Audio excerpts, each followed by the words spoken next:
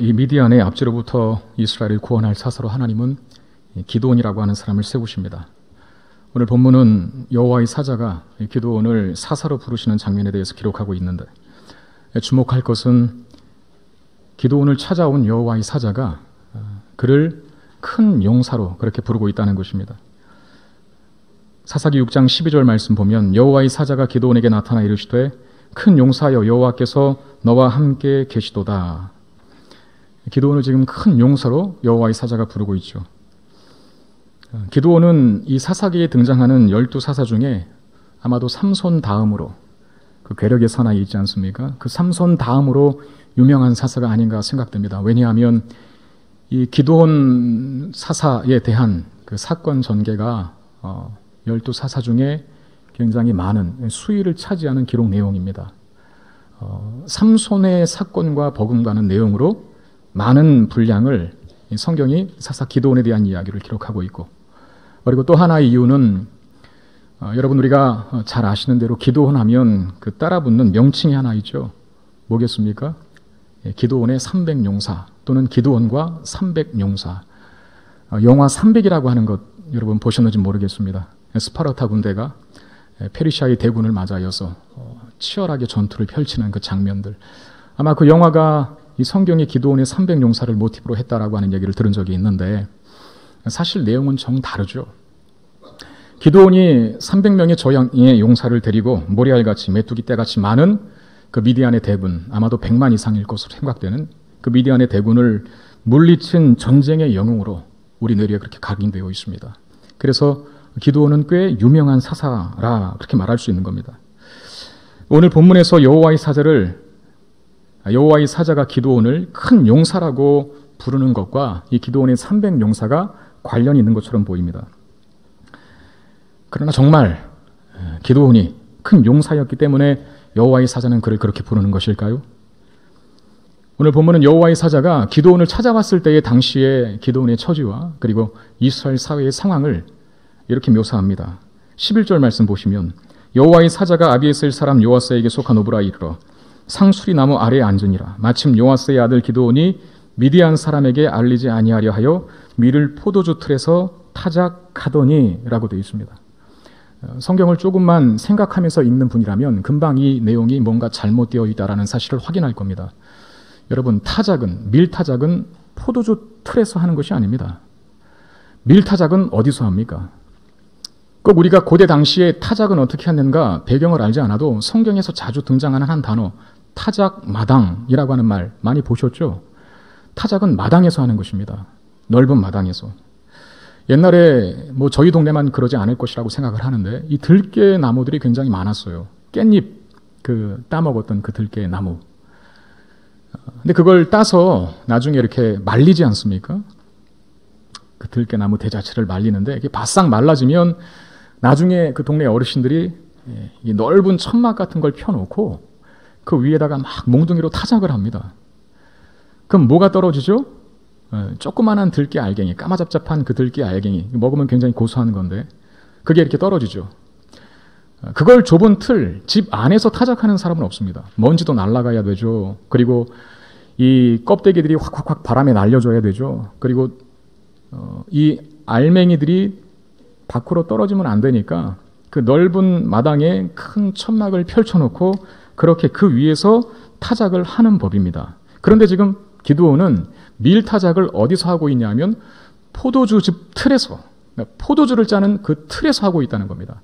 사실 이 포도주 틀은 굉장히 밀폐된 공간을 의미합니다. 왜냐하면 이 포도주를 짤 때에는 절대 이물질이 들어가면 안 되거든요. 그래서 가능한 한 좁은 공간, 밀폐된 공간, 먼지가 날지 않는 곳에서 이 포도주를 짜게 되는데 그 틀에서 지금 기드온은 이상하게도 밀타작을 하고 있다는 거예요. 왜 그랬을까요? 이유는 단 하나입니다. 미디안에게 걸리지 않기 위해서입니다. 이스라엘 백성들이 범죄한 후에 하나님께서 미디안의 손에 이스라엘 백성들을 붙이셨다라고 성경이 6장 1절에 기록했었습니다. 미디안은 다른 나라의 압제와는 조금 다른 형태로 이스라엘을 고통스럽게 했다 그랬죠. 어떤 형태였습니까? 빼앗는 것으로. 농사 잘 지어놔서 이제 수확과 결실의 계절이 되면 그들이 진을 치고 찾아와 있다가 이스라엘 백성들이 거두어야 할 수확을 모조리 다 메뚜기 떼처럼 확 휩쓸고 싹쓸이 초토화시켜버리는 그런 식으로 이스라엘 백성들의 고통을 가합니다. 그러니까 지금 기드온은 7년 동안 그 일을 당하니까 이제 어느 정도의 노하우도 생겼겠죠. 일단은 줄 만큼 다 주자. 그러니까 빼앗길 것만큼 다 빼앗긴 다음에 요 정도도 먹지 못하면 죽어버리는데 그 죽지 않을 만큼 아주 소량의 양식을 지금 탈곡하는 거예요. 그러니까 미디안에게 들켜 양식을 빼앗길 것을 두려워하고 있는 이 기드온의 모습이 기드온을 큰 용사여라고 부르는 그 여호와의 사자가 등장했을 때의 당시 기드온과 이스라엘 사회의 배경이었다는 겁니다. 여러분, 많은 사람들이 이 기드온의 이 좁은 포도주 틀에서 밀 타작하는 이 모습을 보면서 그를 소심한 자라 그렇게 규정을 합니다. 저는 기드온이 그 성격 자체가 소심했기 때문에 이렇게 했다 생각하지 않아요. 기드온이 소심했기 때문이라기보다는 어쩌면 그와 또 그를 포함한 당시 이스라엘 사회가 얼마나 비참했는가, 그 비참한 실상을 이 그림으로 보여주고 있는 것이죠. 저에게 둘째 형님이 계십니다. 나이 차이가 저랑 좀 많이 나시는데 옛날에는 군대가 참 빡셌잖아요. 빡셌다는 표현을 이해하고 들어주시길 바랍니다. 그래야 여러분들에게 더 잘 전달될 것 같아서 그래요. 참 힘들었습니다. 그런데 저희 형님이 또 갔던 군대는 낙하산도 타야 하는 그런 부대였거든요. 그러니까 훈련이 굉장히 센 군대였죠. 근데 저희 형님이 꼭 이렇게 형제들끼리 모여서 이야기를 할 때 가끔씩 군대 이야기를 할 때가 있습니다. 저희 사형제들은 다 군대를 갔다 왔거든요. 애국자 집안 출신입니다. 제가 이래봬도. 근데 이제 그 사형제 중에 아마도 그 둘째 형님이 군 생활을 가장 훈련이 고된 부대에 들어가서 했습니다. 근데 그분이 군 생활 속에서 후임병 때 우리식으로 말하면 이제 계급장 한 하나 두 개 정도 있을 때 그렇게 초코파이가 먹고 싶어갖고 그 계급이 어리면 그 PX도 마음대로 못 갑니다. 눈치도 봐야 되고 뭐 몰래 이렇게 갔다 오고 그래야 되는데 얼마나 그게 먹고 싶었으면 몰래 PX를 가서 초코파이 한 상자를 산 거예요. 16개 들이짜리를. 그걸 가지고 어디로 갔을까요? 어떻게 그렇게 잘하세요? 일부 예배도 단번에 맞추시더니 화장실로. 근데 여러분, 그때 당시에 화장실을 지금 우리처럼 그 화장실에서 자도무방한 그런 공간으로 생각하면 안 됩니다. 깨끗하지 않다는 거예요. 푸세식이었으니까. 얼마나 냄새가 납니까? 재래식 화장실에서. 근데 그 재래식 화장실을 들어가서 문을 걸어 잠그고 그 초코파이 한 상자를 개눈 감추듯이 다 드셨답니다. 비유가 좋아서일까요? 그 형님이 소심했기 때문일까요? 아니에요. 저희 4형제 중에 저희 둘째 형님이 그래도 이상하게 둘째들은 이렇게 욕심도 많고 약간 비인간적이기도 하고 둘째들이 꼭 그런 기질을 타고나요. 가만 보면. 첫째 형님이 계셔서 뭔가를 많이 빼앗기고 산다는 어렸을 적부터 그런 인식, 그런 자아가 형성돼서 그런지 모르겠는데 굉장히 강한 분입니다. 그리고 대범하시고 절대 소심해서 그런 것 아니거든요. 그러면서 그분이 하는 말이 있어요. 그만큼 내가 힘들게 군생활했다. 어떻게 보면은 자기의 어떤 그 힘든 군생활, 그 비참했던 그 처지를 지금이야 지났으니까 하나의 추억으로 이야기할 수 있는 거죠. 여러분, 사실 지금 이 기드온이 타작 마당을 두고 좁은 포도주 틀에서 타작을 했다는 것은 그의 소심한 성격 때문이라기보다는 이스라엘 사회의 실상을 지금 그렇게 표현한 것입니다. 왜 도대체 이런 비참한 모습을 하고 있을까요? 여러분, 지금 기드온은 상황에 매몰되어 있는 겁니다.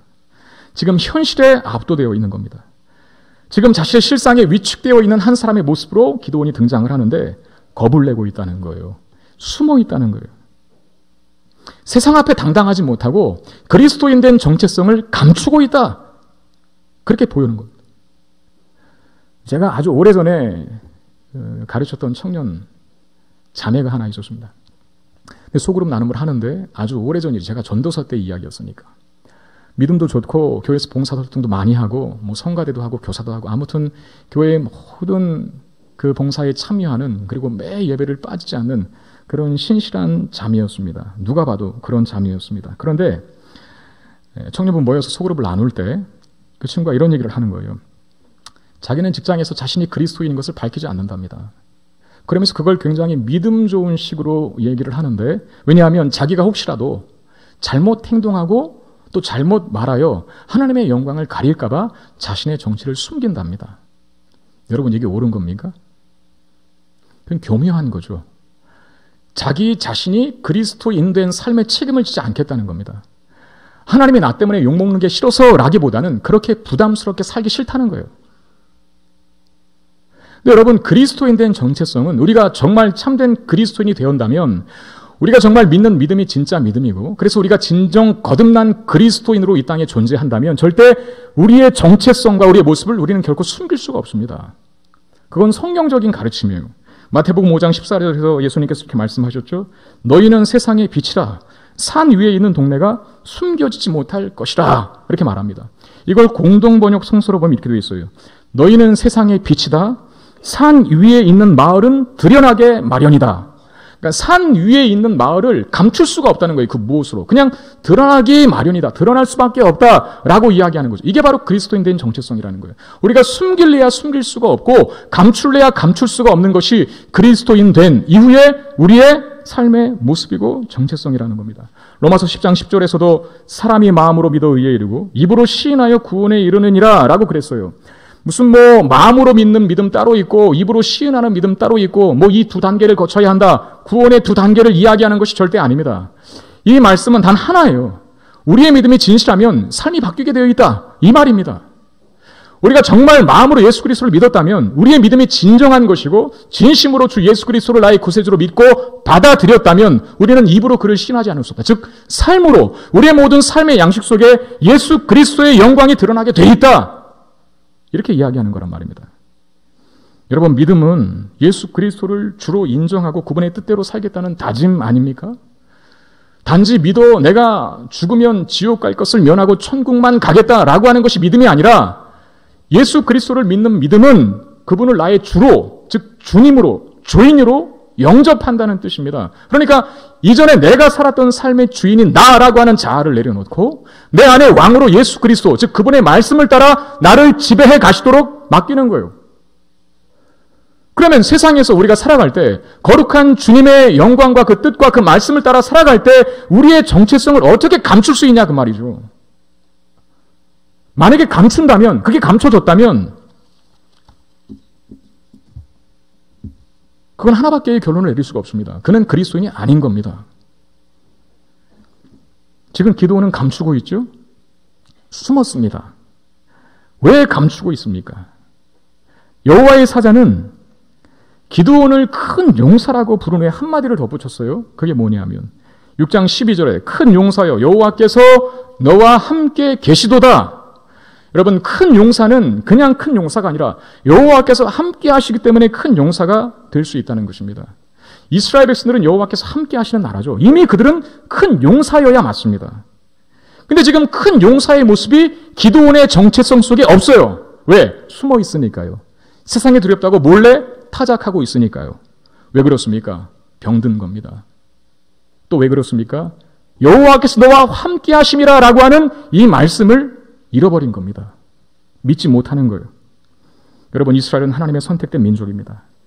이스라엘의 과거 모든 역사는 하나님께서 그들에게 허락한, 그들에게만 만든 특별한 은혜의 결과입니다. 이스라엘 역사에 얼마나 초월적이고 기적적인 역사들이 많습니까? 어느 나라가 감히 명함도 내밀지 못할 정도로 그들의 역사는 참으로 찬란하고 초월적이며 위대합니다. 그 초월적이며 기적과 같은 그 이스라엘의 역사를 누구 때문에 그 역사를 갖게 됐는가? 하나님이 그들의 역사에 개입했기 때문에. 하나님이 함께 하셨기 때문 아닙니까? 우리 멀리 갈 것도 없고 출애굽의 역사로부터 한번 돌이켜보자는 거예요. 이스라엘 백성들이 애굽에 400년 동안 노예 생활에 있을 때 하나님께서 모세를 통하여 그들을 구원하실 계획을 세우십니다. 그리고 모세를 부르십니다. 출애굽의 지도자로 내가 너를 불렀다고. 그러나 모세는 드디어 때가 왔구나. 알겠습니다, 주님 하고 두 손 들고 번쩍 자리에서 일어나 그 부르심에 응한 사람이 아닙니다. 못 가겠다고 하죠. 출애굽기 3장 11절 말씀에 모세가 하나님께 아뢰되 내가 누구에게 바로에게 가며 이스라엘 자손을 애굽에서 인도하여 내리까? 하나님, 저 나이도 많습니다. 그리고 이제 내 40년 이상을 이 광야에서 살았는데 내게 무엇가 남아있다고 나를 이제서야 찾아와 부르십니까? 저 못합니다. 그럼 모세에게 하나님께서는 단 한마디의 약속의 말씀을 주시는데요. 출애굽기 3장 12절입니다. 하나님이 이르시되 내가 반드시 너와 함께 함이라. 이 약속만 주셔요. 그리고 끝입니다. 결국 이 말씀 하나에 모세는 사로잡히게 되고 결국 모세를 통하여 이스라엘 백성들은 애굽에서 구원받게 되죠. 가나안 정복의 역사도 마찬가지입니다. 모세가 죽고 없습니다, 이제. 그러나 이스라엘은 여전히 오합지졸이고 광야 40년 생활 속에서 확인됐던 것처럼 그들은 분별과 원망의 아이콘이고 불평과 원망의 대명사들이었습니다. 그런 이스라엘을 모세가 죽고 없는 그 시대 속에서 그 모세의 후계자로 이제 등극한 여호수아가 그들을 이끌고 가나안 땅으로 들어가야 돼요. 가나안 땅은 텅 빈 땅이 아니지 않습니까? 그냥 비어있는 땅 들어가는 건 아니지 않습니까? 호전적이고 아주 전투를 좋아하는 그리고 아주 강성한 일곱 부족이 진을 치고 있는 땅이었습니다. 그 오합지졸인 이스라엘 백성들을 모세도 없는데 여호수아가 끌고 들어가야 돼요. 얼마나 두렵겠습니까? 그 마음에 불안과 염려와 근심이 찾아왔겠죠. 그런 여호수아 앞에 나타나서 하나님께서 하시는 말씀, 여호수아서 1장 5절에 이렇게 되어 있습니다. 내 평생에 너를 능히 대적할 자가 없으리니 내가 모세와 함께 있었던 것 같이 너와 함께 있을 것임이니라. 내가 너를 떠나지 아니하며 버리지 아니하리니 내가 모세와 함께 있었던 것 같이 너와 함께 있을 것임이라. 또 이 약속만 주셔요. 그리고 9절에서도 마찬가지입니다. 내가 내게 명령한 것이 아니냐. 강하고 담대하라. 두려워하지 말며 놀라지 마라. 네가 어디로 가든지 내 하나님 여호와가 너와 함께 하느니라. 두려움과 염려와 근심과 걱정을 단번에 떨쳐버릴 수 있도록 하는 하나의 말씀, 하나님의 단 한마디는 여호와께서 너와 함께 하신다. 이것입니다. 여러분, 우리가 기도할 때 하나님은 이렇게 저렇게 미주알 고주알 그렇게 다 응답하시지 않으세요. 세세하게. 내가 때로 직장 생활 때문에 고민할 때 하나님이 뭐 나타나셔서 갑자기 야, 그 직장 때려치고 이 직장 가. 그리고 이 직장 지원할 때에는 이거저거 따져보고 그리고 이거 한다 그러면 거기 들어가. 이렇게 말씀하십니까?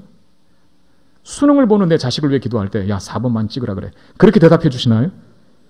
아니면 1번의 답 이거고 2번의 답 이거니까 이대로만 한번 찍어봐. 그러면 합격할 거야. 이렇게 가르쳐주지 않는다는 거죠. 뭐 수능을 이야기하든 아니면 직업을 이야기하든 아니면 먹고 사는 문제를 이야기하든 아니면 뭔가 우리가 모든 다양하고 여러 형편들의 처한 상황 속에서 내놓는 기도 제목에 하나님께서 하시는 한마디 응답은 그겁니다. 내가 너와 함께한다. 근데 믿음의 사람들은요, 그 말씀을 들으면 보통은 용기를 얻어야 돼요. 모세에게 내가 너와 함께한다. 출애굽하지 않습니까? 여호수아에게 내가 너와 함께한다. 가나안 땅을 정복하지 않습니까? 하나님이 함께하실 때 얼마나 약한 자들이 크고 강하고 위대한 일을 할 수 있는가를 이미 그들의 역사 속에서 보여주셨어요. 그런 역사의 산물을 먹고 자란 사람들이 이스라엘입니다. 그럼 이스라엘 사람이 맞다면 여호와께서 너와 함께 하신다라고 이 한마디 약속의 말씀이 선포되었을 때 용기를 내야 맞는 거예요. 그게 정상적인 것입니다. 그것이 믿는 믿음의 사람들의 특징 아니겠습니까? 여호와께서 너와 함께 하신다 이 말은 용기와 도전을 주기에 충분하고 지금의 상황을 딛고 일어설 능력이 되기에 모자람이 없습니다. 이스라엘 사람이 맞다면 당연히 그 말에 내가 너와 함께 한다라고 하는 이 약속의 말씀 한마디에 용기와 확신으로 반응해야 맞습니다. 그러나 이 말씀을 믿지 못하면, 붙들지 못하면 우리도 기도원처럼 비참하게 숨어 지내는 처지로 전락할 수밖에 없겠죠. 주눅 들어있고 불안해 있고 두려움에 사로잡혀서 전혀 미동조차 하지 못하는 무기력한 상태로 전락할 수 있다는 것입니다. 저도 목회를 하다 보면 그렇습니다. 위기가 찾아올 때가 있어요. 참 넘기 힘든 큰 산이 내 앞에 다가올 때가 있습니다. 꼭 목회라고 하는 한 카테고리를 설정하지 않아도 여러분들의 인생 전체가 다 그렇지 않습니까? 내가 원하는 대로만 되진 않잖아요. 평지만 가지는 않지 않습니까? 때로는 굴곡도 가야 되고 때로는 요철도 지나야 되고 때로는 깊은 그리고 넓은 강과 바다도 건널 때가 있습니다. 저도 목회자로서 목회를 하다 보면 뭐든지 잘 다 내 뜻대로만 내가 원하는 바람대로만 되지 않습니다. 때로는 감당할 수 없을 것 같은 문제 앞에 제가 놓일 때가 있고요. 어떤 때는 지혜가 부족함을 절실히 느낄 때가 있고 어떨 때는 내 실력이 정말 모자라서 그 실력의 부족함을 절감할 때가 있고요. 어떤 때는 내 경험과 연륜이 너무나 부족함을 확연하게 느낄 때가 있습니다. 그때마다 제가 다시 붙잡는 말씀은 그것입니다. 내가 너와 함께한다. 그리고 하나님은 특별하게 구체적으로 뭐라고 말씀하시진 않더라고요. 이런 문제 속에서는 이렇게 대응해야 돼. 저런 문제 속에는 저런 방법과 공식을 알려주시지를 않아요. 그런데 기도할 때 위기 속에 있는, 어려움 속에 있는 우리가, 또 제가 기도할 때 하나님께서 주시는 응답은, 약속의 말씀은 단 한마디, 내가 너와 함께한다. 그런데 놀랍게도 여러분, 목회를 만약에 제가 제 혼자 감당할 수 있다라고 여기까지 왔다면 저는 못 왔습니다. 여기까지요. 진작에 짐 쌌죠. 포기했죠. 왜? 수많은 위기는 나를 정말 삼킬 것 같았거든요. 포기하게 만들었거든요. 만약에 내 혼자 이 길을 갔다면, 나 혼자 감당해야 할 일이었다면 저는 예진역에 포기하고 돌아갔을 것입니다. 그러나 하나님께서 함께 하셨기 때문에 제가 여기까지 왔고, 그리고 앞으로도 수많은 장애와 위기와 시련이 제 앞에 있겠지만, 그럼에도 불구하고 제 모자란 지혜와 제 모자란 실력과 제 모자란 경과 연륜을 다 감싸 안을 만큼의 여호와의 함께 하심이 나를 여전히 앞으로 미래에도 그 약속의 말씀이 나의 삶을 감싸 안을 것이기 때문에 저는 목회를 완주할 수 있다고 믿습니다. 그게 우리의 인생 아니겠습니까? 하나님의 함께 하심을 믿고 있을 때 우리는 강해지지만 그 말씀이 희미해지면 우리는 한없이 약해집니다. 기도원은 여호와께서 너와 함께 하신다, 이 말에 지금 상당히 회의적으로 반응을 해요. 기도원이 뭐라고 대답하는지를 한번 보십시오. 13절 말씀, 사사기 6장 13절 말씀입니다. 기도원이 그에게 대답하되, 오 나의 주여, 여호와께서 우리와 함께 계시면 어찌하여 이 모든 일이 우리에게 일어났나이까? 또 우리 조상들이 일찍이 우리에게 이르기를 여호와께서 우리를 애굽에서 올라오게 하신 것이 아니냐 한 그 모든 이적이 어디에 있나이까? 이제 여호와께서 우리를 버리사 미디안의 손에 우리를 넘겨주셨나이다. 여호와의 사자가 큰 용사요, 여호와께서 너와 함께 계신다 라고 하는 이 말씀에 기도원의 반응은 따지는 거였습니다. 어떻게 따집니까? 여호와께서 우리와 함께 하시면 왜 우리는 이 모양 이 꼴로 삽니까? 이런 항변이죠. 여호와께서 함께 하시는데 어떻게 우리가 미디안의, 그 이방민족 미디안의 손에 7년 동안 압제를 당하며 왜 이 수탈에, 왜 이 빼앗기는 고통에 직면해야 합니까? 하나님이 우리와 함께 하시는 것이 맞다면 어떻게 우리가 토굴 속에서 삽니까? 어떻게 우리가 땅을 파고 운둔 생활하듯 생활합니까? 지금 기드온과 이스라엘 백성들에게 처해진 현실과 상황을 지금 기드온은 하나님의 탓이라고 돌리고 있죠. 그 모든 문제의 결과가 하나님 때문이라고 그렇게 이의를 제기하고 있는 겁니다. 그러나 여러분들이 아시는 것처럼 하나님께서 이스라엘을 미디안의 손에 붙이신 것은 그들이 사실상 이스라엘이 자초한 죄의 결과 때문입니다. 이미 이스라엘 자손 중에 한 선지자를 보내셔서 왜 이스라엘 중에 이런 고통이 임하게 됐는지를 말씀하셨어요. 우리가 지난주에 본 본문 아니었습니까? 구원자 사사를 세우시기 전에 하나님이 한 선지자를 불러 세우셨어요. 그리고 선지자의 입을 통해서 이스라엘 회중들 가운데 선포하게 하십니다. 그게 사사기 6장 10절 말씀에 있는데 이렇게 되어 있죠. 내가 또 너희에게 이르기를 나는 너희의 하나님 여호와이니 너희가 거주하는 아모리 사람의 땅의 신들을 두려워하지 말라 하였으나 너희가 내 목소리를 듣지 아니하였느니라 하셨다 하니라. 아모리 사람의 땅의 신들을 두려워하지 말라 했는데 너희가 내 말을 듣지 않고, 즉 불순종하고 그 아모리 땅에, 즉 가나안 땅의 신들을 섬겼다. 이런 지적이신 거예요. 그러니까 지금 이스라엘 백성들이 당하는 고통은 지금 기드온의 판단처럼 하나님이 만들어낸 결과가 아니라 이스라엘 백성들이 자초한 결과라는 거예요. 양이 잘났다고 목자의 손을 떠나는 순간에 이리는 자동적으로 출마하게 되어 있습니다. 하나님께서 이리야 일로 와서 양 괴롭혀 이렇게 하지 않아서도 떠나는 순간에 이리는 냄새 맡고 찾아오게 되어 있는 거예요. 밝은 게 싫다고 빛을 등지는 순간에 어둠이 오라고 이야기하지 않아도 자연적으로 자동반사적으로 어둠이 임하게 되는 겁니다. 빛의 반대는 어둠 아닙니까? 그런데도 기드온은 하나님께 이 모든 책임을 다 돌리고 있어요. 사실상 이 선지자의 지적에, 너희들의 죄 때문이라고 하는 이 선지자의 지적에 가장 가슴을 치고 통곡하며 회개할 사람은 바로 이 기드온이었습니다. 왜냐하면 기드온의 집안이 우상을 숭배했거든요. 그 말이 어디 나와 있느냐? 25절입니다. 사사기 6장 25절에 보면 내 아버지에게 있는 바알의 제단을 헐며 그 곁에 아세라상을 찍고라고 되어 있습니다. 그러니까 기드온의 아버지는 우상을 섬기는 대표주자였어요. 기드온은 그 가문 출신, 그 아들입니다. 어쩌면 이 말씀을 듣고 제일 먼저 통곡하고 자복하며 회개해야 할 사람은 기드온이 맞는데 기드온은 오히려 하나님 앞에 이 모든 책임을 돌리고 있다는 거예요. 이건 마치 이런 것입니다. 건강에 신경을 쓰지 않고 늘 밤늦게까지 매일 술 먹고 식사는 늘 거르고 늘 담배로 살고 이렇게 불규칙한 삶을 살다가 병에 걸린 거예요. 그러면서 하나님 앞에 찾아와 이렇게 기도하죠. 하나님 왜 저에게 이런 시련을 허락하십니까? 자기가 만든 거예요. 허락한 게 아니라. 그렇게 구덩이 속으로 자기가 파고 들어간 겁니다. 늘 술 먹고 밥도 안 먹고 담배만 펴대는데 암 안 걸리겠어요? 그걸 왜 하나님 탓합니까? 지금 기도원이 똑같이 이렇게 이야기하는 겁니다. 하나님 탓이요, 하나님 탓이요. 여러분, 성숙한 신앙의 사람은 고난과 고통 속에 놓일 때 먼저 자신의 소위를 살핍니다. 욥기 1장 20절에 보면 욥이 이렇게 말합니다. 욥이 일어나 겉옷을 찢고 머리털을 밀고 땅에 엎드려 예배했다.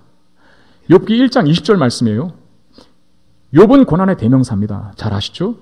이 고백을 하기 이전에 어떤 사건이 있었습니까? 엄청난 고난의 소용돌이가 이 욥의 가정에 미쳤죠. 자식들이 다 죽고 재산들이 다 약탈당하고 집들이 다 무너집니다.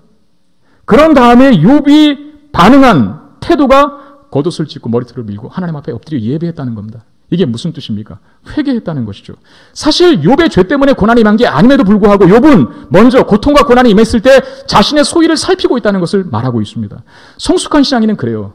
반드시 우리가 당하는 모든 고난과 고통이 반드시 죄의 결과와 성립되는 것은 아닙니다.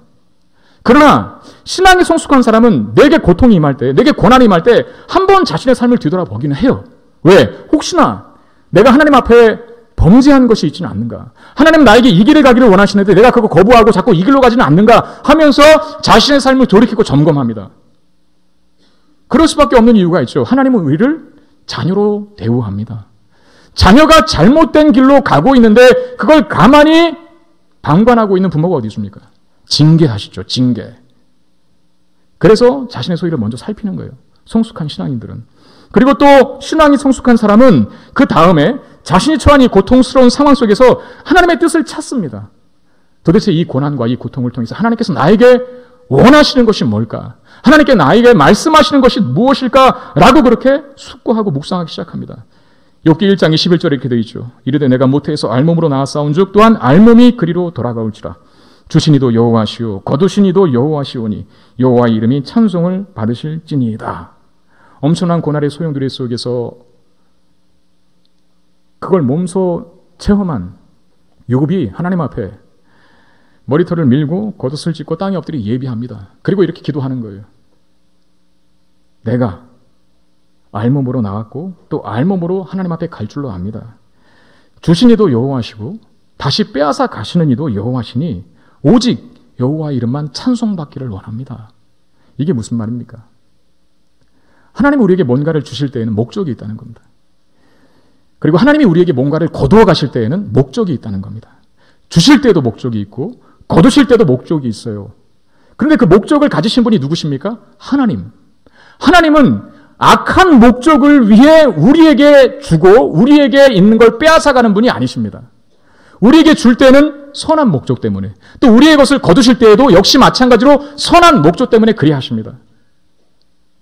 그러니 주신 이도 여호와시고 취하신 이도 여호와시니 오직 여호와 이름만이 찬송받으실지어다 하면서 지금 자신의 고통 또한 하나님께서 선하신 목적을 이루시는 도구로 사용하실 것이다 라고 하는 그런 태도로 고통과 고난을 대합니다. 여러분, 이게 믿음의 사람들의 정상적인 모습인 것입니다. 신앙인이라면 이렇게 고통과 고난을 맞이해야 돼요. 그런데 기드온에게 이런 고백이 없습니다. 사실 기드온 한 사람의 여기 태도지만 여호와의 사자와 우리가 볼 때는 그냥 밀고 당기는 밀당을 하면서 기드온과 1대1로 주거니 받거니 하는 것 같지만 사실 기드온 개인의 문제가 아니라 기드온 당시 이스라엘의 전반적인 신앙의 수준과 형편을 드러내고 있다는 것이죠. 여러분, 사실 기드온에게 이런 말을 들으면, 그러니까 쉽게 말하면 네가 잘못해서 자초한 그 고난을 왜 내 탓하냐? 하나님도 감정을 가지신 분이신데 기드온이 하나님 때문에 그래요. 하나님 때문에 그래요. 왜 우리를 이렇게 하십니까? 라고 따지고 항변하고 들고 머리 빳빳이 세우고 대든다면 여러분, 도와주러 왔다가도 그냥 돌아가고 싶은 게 우리의 마음 아닙니까? 하나님도 그런 마음 안 가졌을 것일까요? 안 가졌을 것일까요? 야, 이거 아직 멀었구나. 응? 너 정신 좀 더 차려야겠다. 구원 유보. 그러고 돌아가셨어야 맞는데 하나님은 기드온을 이렇게 따져대고 말도 안 되는 변명으로 하나님과 맞서려고 하는 기드온을 여전히 사사, 즉 구원자로 세우시려는 일에만 전념하시는 것을 보게 돼요. 14절 말씀 보시면 여호와께서 그를 향하여 이르시되 너는 가서 이 너희 힘으로 이스라엘을 미디안의 손에서 구원하라. 내가 너를 보낸 것이 아니냐. 하나님 아무런 대꾸도 하지 않으시고 기드온에게 이렇게 말씀하십니다. 너는 가라. 너는 가라.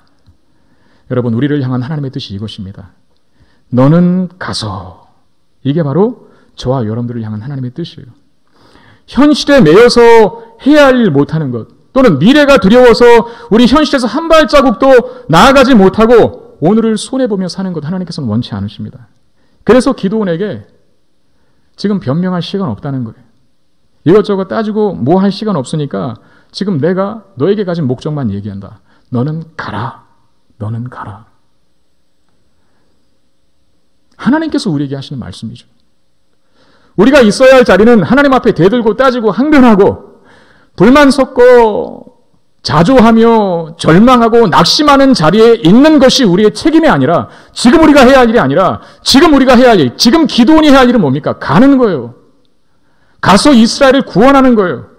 하나님의 힘을 힘입어 하나님 말씀을 따라 다시 한번 내가 이전에 사명을 잃어버렸다면, 하나님을 잃어버렸다면 그 하나님 다시 찾아오셨으니까 그 하나님의 약속의 말씀 붙들고 앉았던 자리에서 묻은 먼지를 다 털어버리고 하나님 요구하시는 너는 가라라고 하는 그 말씀대로 나아가는 게 우리가 해야 할 일입니다.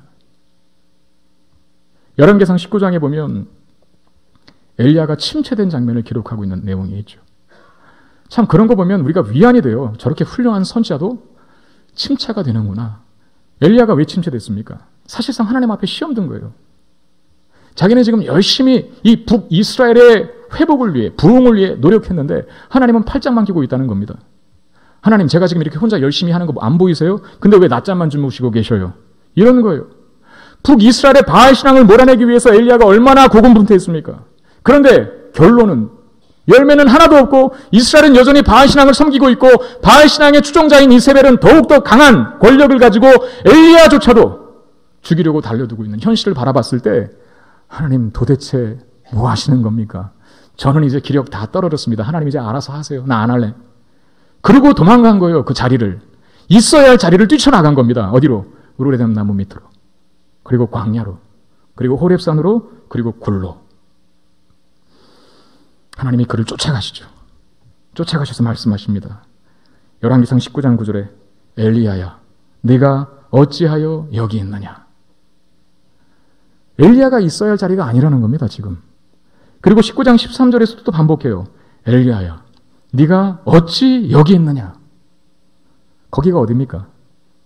침체된 자리, 낙심한 자리, 절망한 자리, 그래서 아무것도 하지 않고 불만만 잔뜩 갖고 있는 그 자리. 하나님 우리가 거기 있기를 원치 않으시는 거예요. 그러면서 열왕기상 19장 15절에 이렇게 말씀하십니다. 여호와께서 그에게 이르시되 너는 내 길을 돌이켜 광야를 통하여 다메섹에 가서 이렇게 말합니다. 오늘 기드온에게 하시는 말씀과 똑같아요. 엘리야에게 하시는 말씀 열왕기상 19장 15절에 여호와께서 그에게 이르시되 너는 중간 건너뛰고 가서 이렇게 되어 있습니다. 기드온에게 너는 가서 라고 말씀하셨지 않습니까? 엘리야에게도 그 자리가 네 자리가 아니라 네가 있을 자리는 절망하고 낙심하고 좌절하고 아무것도 하지 않는 그런 자리가 아니라 가야 한다. 가야 한다. 도전해라. 사역의 자리에 있어라. 내가 원하는 길에 그래도 있어라. 라고 말씀하시는 거예요. 그리고 그렇게 할 수 있는 이유를 이렇게 말씀하십니다. 열왕기상 19장 18절 그러나 내가 이스라엘 가운데 7,000명을 남기리니 다 바알에게 무릎을 꿇지 아니하고 다 바알에게 입맞추지 아니한 자니라. 지금 엘리야는 하나님이 아무것도 안 하고 계시는 줄 알았어요. 자기만 혼자 열심을 내고 뭔가 최선을 다했는데 아무런 열매도 주어지지 않으니 하나님 앞에 신경질 나는 거죠. 왜 나만 열심히 합니까? 하나님 도와주시지 않으면 안 합니다. 그리고 뛰쳐나갔는데 하나님 하시는 말씀은 바알에게 무릎 꿇지 아니한 7,000명을 내가 남겨두었다. 엘리야가 모르게 하나님이 일하시고 계셨다는 것이죠. 하나님은 엘리야를 혼자 두지 않으셨다는 것입니다. 결국 엘리야가 이스라엘을 회복시키는 것이 아니라 하나님께서 이스라엘을 회복시키시는 거예요. 다만 엘리야는 그 영광스러운 일에 주의 도구로 부름받아 사용되는 것뿐이죠. 엘리야야, 내가 너를 통해서 나의 큰 일을 이루겠다. 내가 이루는 큰 일은 이미 작정되고 결정된 일이니 때로 보여지는 현실이 네 마음에 들지 않아도 네가 있어야 할 자리를 지켜라. 승리는 보장된 것이고 구원은 확보되는 것이라. 이렇게 말씀하십니다. 때로 우리의 마음에 들지 않은 현실이 우리 앞에 놓일 수가 있습니다. 우리도 기드온처럼 왜 하나님 저는 이 모양 이 꼴로만 살아야 합니까? 하나님 살아계신 게 맞다면, 하나님을 섬기는 민족들에게, 백성들에게 하나님께서 복 주신 분이 맞다면 저의 삶의 현실은 왜 이거밖에 안 됩니까? 라고 항의할 만한 상황이 우리에게 주어질 수 있습니다. 그때 우리는 어떻게 반응해야 합니까? 원망하고 불평하는 게 아니죠. 그게 우리의 자리가 아닙니다. 낙심하고 절망하고 에이 모르겠다 체념하는 게 우리의 자리가 아닙니다. 만약에 우리가 그런 자리에 있다면 하나님께서 찾아오시 분명히 말씀하실 거예요. 네가 어찌하여 여기 있느냐. 그리고 또 뭐라고 말씀하실까요? 너는 가라. 우리가 있어야 할 자리는 기도해야 하는 자리입니다. 말씀을 붙드는 자리입니다.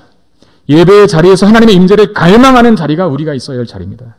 더욱 믿음을 가지고 하나님의 사람답게 사는 것이 비록 못마땅한 현실 속에 내가 있을지라도 내가 해야 될 일, 하나님 우리에게 말씀하실 때 너는 가소라고 하는 그 자리, 말씀의 자리, 기도의 자리, 예배의 자리, 하나님을 더욱 의지하고 신뢰하는 그 자리가 저와 여러분들이 있어야 할 자리라는 겁니다. 그렇게 따지면 여러분 결국 믿음이라고 하는 것은, 신앙이라고 하는 것은 정말 삶의 태도인 것 같습니다. 인생에 누구나 다 시련을 만나거든요. 마음에 들지 않는 현실을 경험하게 되거든요. 신앙을 가진 사람과 신앙을 갖지 않는 사람은 그 태도가 전혀 다르죠. 문제를 만났을 때. 신앙을 갖지 않은 사람들은 그 문제를 어떻게 대합니까? 내 인생의 오점이라고. 왜 나의 인생에 저렇게 골칫거리 같은 문제가 있어야 되냐고 하고 신경질을 내고 불평을 하고 짜증을 부리고 하나님이고 뭐고 하면서 불평하고 떠나버리지만, 신앙으로 여전히 남아있는 문제를 대하는 사람은 그 문제를 다르게 대하죠. 어떻게 다르게 대합니까? 저 문제가 내 영혼을 깨우는 자극제가 될 것을 믿습니다. 저 문제가 내 삶을 새롭게 추진력을 발휘하게 하는 동력으로 작용해야 할 것을 믿습니다. 저 문제가 나의 내면과 인격과 신앙을 더 굳건하고 정교하고 순결하게 만드는 과정으로서의 문제라 그렇게 이해합니다. 그러니까 여러분, 신앙이라고 하는 것은 그냥 뚱구름 잡는 이야기가 아니라 우리의 삶을, 우리의 모든 삶, 그 인생이라고 하는 거기엔 희로애락이 다 들어가 있지 않습니까? 그 모든 삶의 내용들을 하나님과 연결시키는 것이 신앙이에요. 하나님과 연결시켰을 때 결코 우리의 입술에 부정적인 고백이 나올 수가 없습니다. 하나님은 우리 인생 결코 궁극적으로 완성된 목적은 뭐예요? 선입니다. 행복이고 안식이고 평안입니다. 그게 결실될 것을 믿는다면 때로 우리가 살아가는 삶의 과정 속에 어려움을 만나고 시련을 만나고 내 마음에 들지 않은 이 모양 이 꼴과 같은 상황을 만날지라도 하나님과 그 문제를 연결시키고 하나님과 내 삶을 전체를 매치시킨다면 우리의 입술에 부정적인 고백이 나오지 않죠. 긍정적인 고백만 나오게 되는 겁니다. 여러분들에게 당부하고 부탁드립니다. 여러분들이 어떤 형편과 처지에 있든지 간에 그 상황 속에서 하나님의 선하신 결과를 믿고 항상 바른 쪽, 옳은 쪽을 택하시며 하나님의 기뻐하시는 쪽으로 반응할 수 있게 되기를 바랍니다. 그게 진정 신앙이에요. 그게 진정 신앙의 힘입니다. 하나님이 함께 하신다라고 하는 이 반복된 말씀, 기도원에게 계속 주고 있는데 그 반복된 말씀에도 불구하고 기도원은 여전히 불신앙을 고백해요. 15절 말씀 보시겠습니다. 그러나 기도원이 그에게 대답하되 오 주여, 내가 무엇으로 이스라엘을 구원하리이까? 보소서, 나의 집은 므낫세 중에 극히 약하고 나는 내 아버지 집에서 가장 작은 자니이다.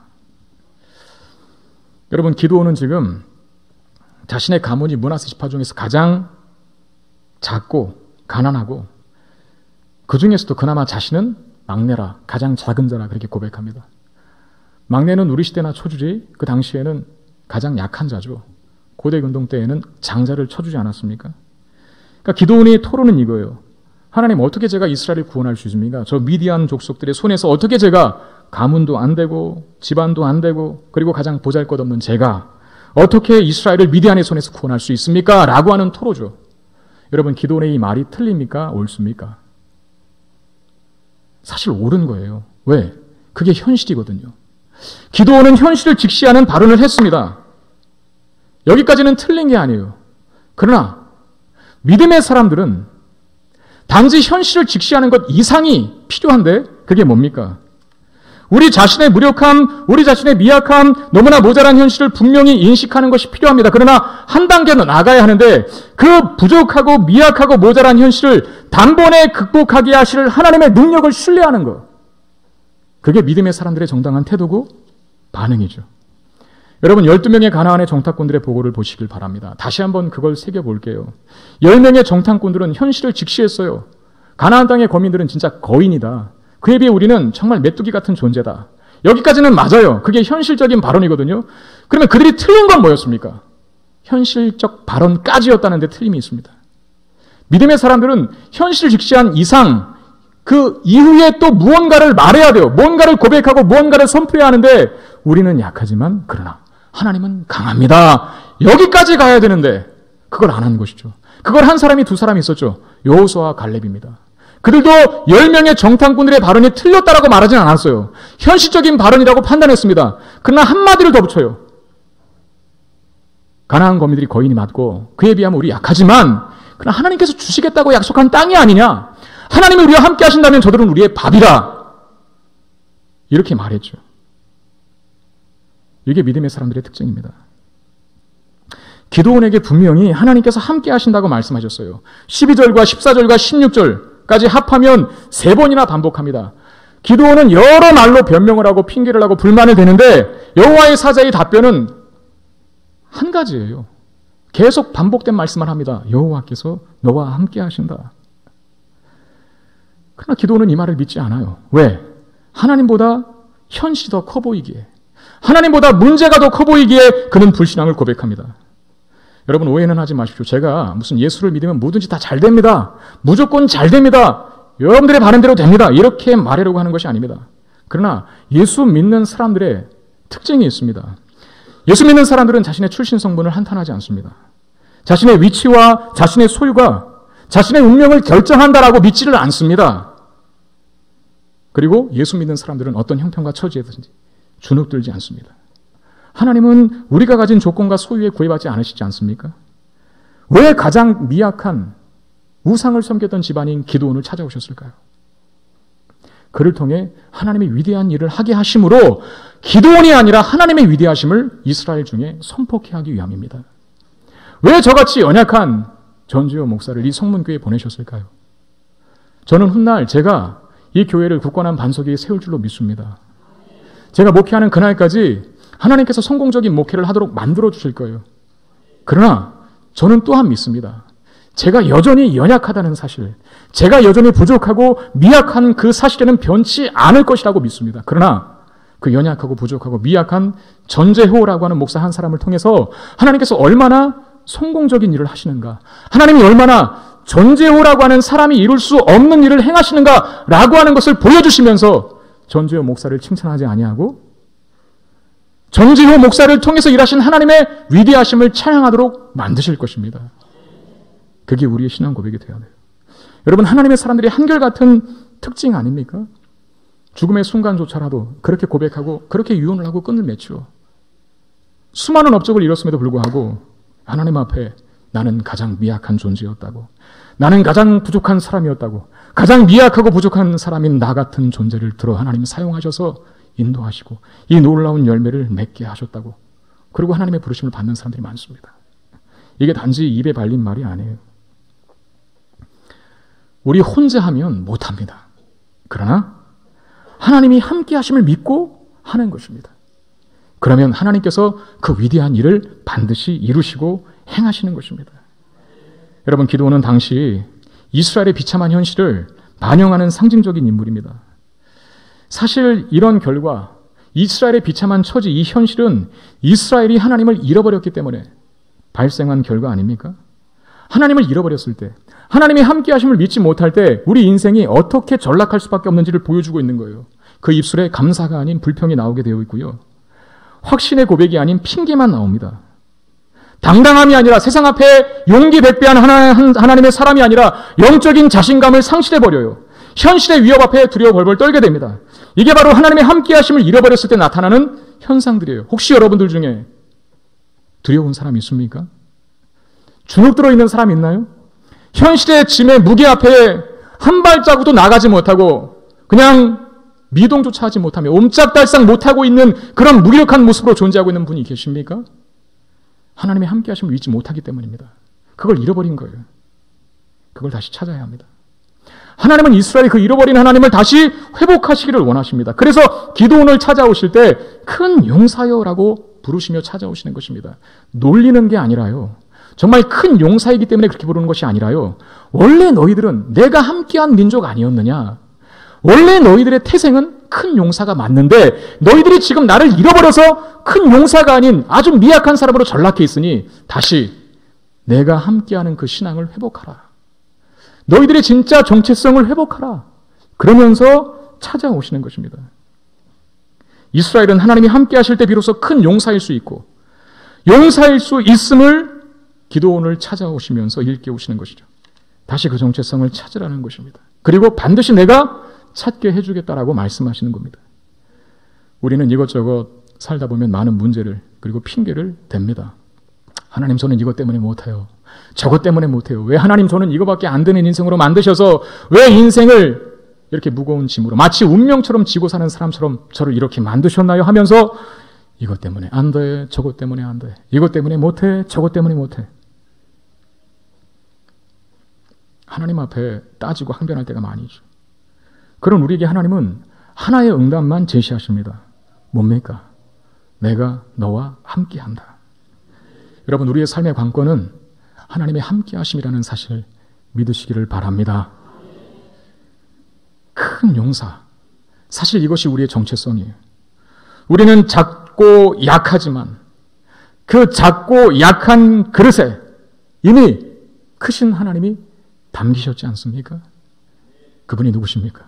우리의 보배 되신 예수 그리스도십니다.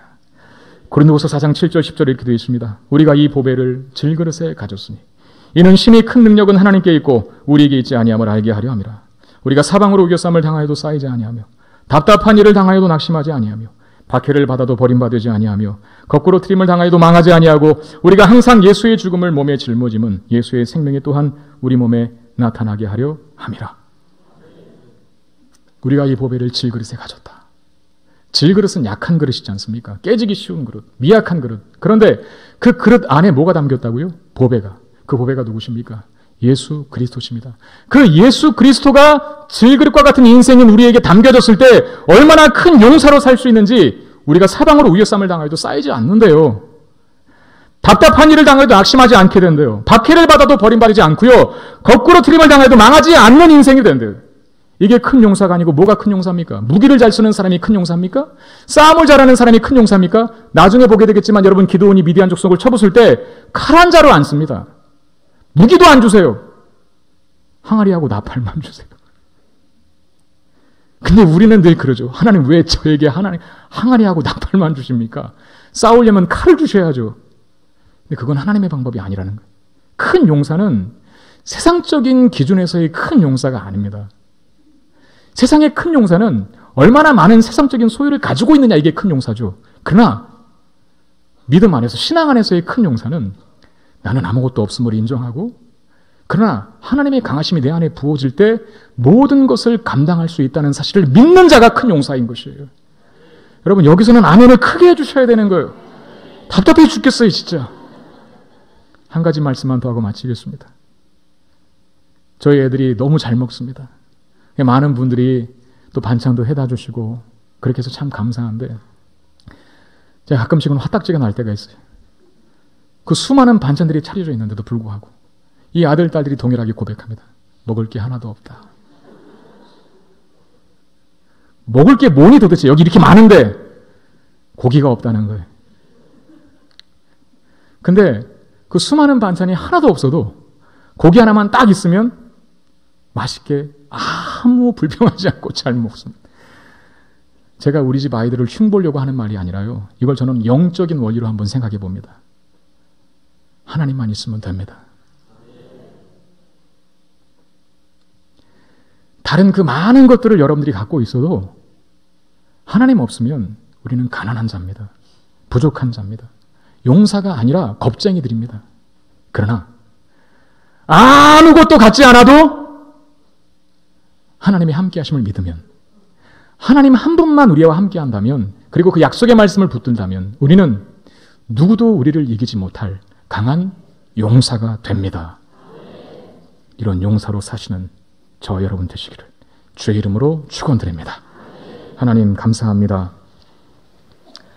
귀한 예배의 시간에 말씀 주셔서 감사합니다. 우리는 큰 용사인데 때로는 그 정체성을 잃고 살 때가 많이 있습니다. 잃어버린 하나님을 다시 찾게 하시고, 큰 용사여 내가 너와 함께 한다라고 하는 하나님 말씀 붙들게 하셔서 이 땅을 살아가는 동안에 용사다운 영적인 기백과 용기와 담대함 가지고 이 세상 앞에 당당하게 맞서 용기 있게 하나님 나라에 속한 사람처럼 살아갈 수 있는 우리 모두가 되게 해 주시옵소서. 우리 주 예수 그리스도 이름으로 간절히 기도드리옵나이다. 아멘.